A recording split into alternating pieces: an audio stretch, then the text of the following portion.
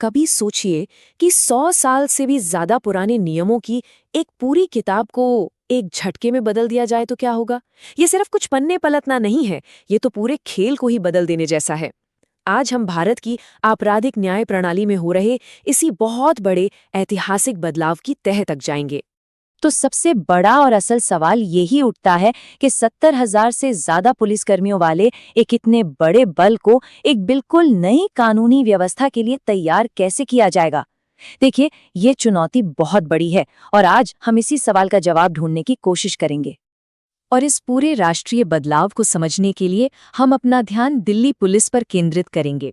ये दुनिया के सबसे बड़े मेट्रोपॉलिटन पुलिस बलों में से एक है और इस वक्त ये एक बहुत ही ऐतिहासिक परिवर्तन के दौर से गुजर रही है। तो चलिए सबसे पहले इस बदलाव के पीछे की बड़ी तस्वीर को समझते हैं। ये सिर्फ कुछ कानूनों में छोटा-मोटा फेरबदल नहीं है, बल्कि गुलामी के दौर से चले आ रहे कानूनों को जड़ से बदलने का एक बहुत बड़ा कदम है। 150 साल, 150 से भी ज्यादा सालों तक भारत की जो आपराधिक न्याय व्यवस्था थी, वो उन कानूनों पर चली जो अंग्रेजों के जमाने में बने थे।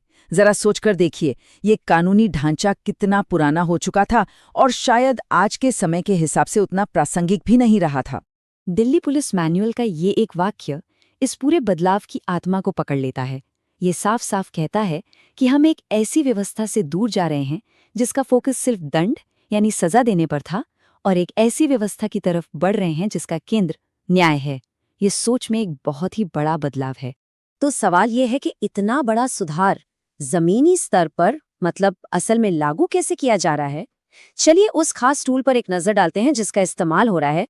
ये है वो खास दस्तावेज, ये भारतीय नागरिक सुरक्षा संहिता यानी BNSS पर दिल्ली पुलिस का आंतरिक प्रशिक्षण मैनुअल है। एक तरह से कहें तो यही वो गाइड बुक है जो अधिकारियों को इस नए कानूनी चक्रव्यूह को समझने और उससे निपटने में मदद करने वाली है। दिल्ली के पुलिस कमिश्नर संजय अरोड़ा के मुताबिक असली चुनौती व्यावहारिक है, मतलब प्रैक्टिकल है। सोचकर देखिए, एक ऐसा पुलिस बल जो पीढ़ियों से पुराने कानूनों पर काम कर रहा है, उनके लिए ये आदत बदलना कितना मुश्किल होगा। ये सिर्फ नई जानकारी का सवाल नहीं है, ये तो एक संस्थागत आदत को बदलने का सवाल है। तो चलिए अब पुराने और नए नियमों के बीच के इस फर्क को और गहराई से समझते हैं और देखते हैं कि असल में बदला क्या-क्या है। अच्छा, सबसे पहले तो सिर्फ इन नंबरों पर एक नज़र डालिए।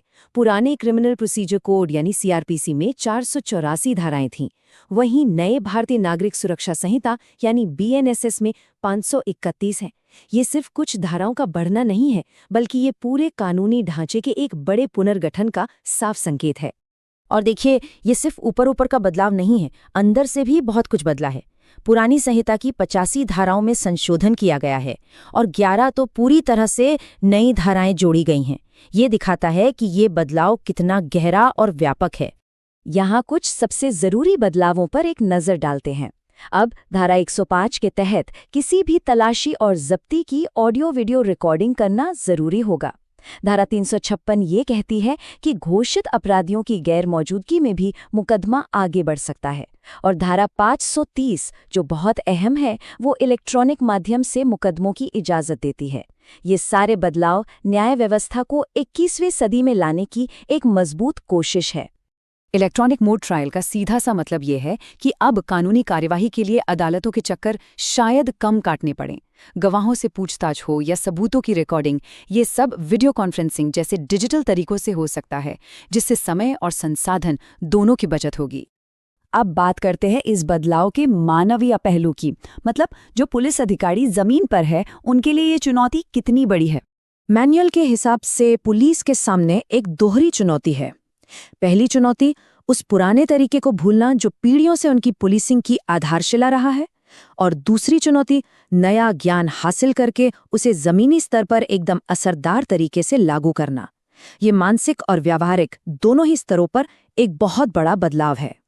और यहीं पर इस ट्रेनिंग मैनुअल की भूमिका सामने आती है। इसका असली मकसद इस मुश्किल बदलाव को आसान बनाना है और अधिकारियों को वो प्रैक्टिकल जानकारी देना है जिससे वे जमीन पर पूरे आत्मविश्वास के साथ काम कर सकें। चलिए अब जरा फिर से बड़ी तस्वीर देखते हैं और समझते हैं कि भारत में पुलिसिंग के भविष्य के लिए इस सब के क्या मायने हैं। ये मैनुअल सिर्फ दिल्ली पुलिस के लिए एक गाइड नहीं है, बल्कि इसे एक प्रकाश स्तंभ की तरह देखा जा रहा है। मतलब एक उम्मीद है कि ये देश के बाकी राज्यों की पुलिस को भी इस बड़े बदलाव की राह दिखाने में मदद करेगा। तो आखिर में सबसे बड़ा सवाल यही बचता है, क्या नियमों की ये नई किताब सच में भारत की सड़कों पर न्याय का एक नया दौर ला पाएगी? देखिए, कानून कागज पर तो बदल गया है, पर क्या ये सोच और अमल में भी बदलेगा? इस सवाल का जवाब तो हमें आने वाला वक्त ही देगा।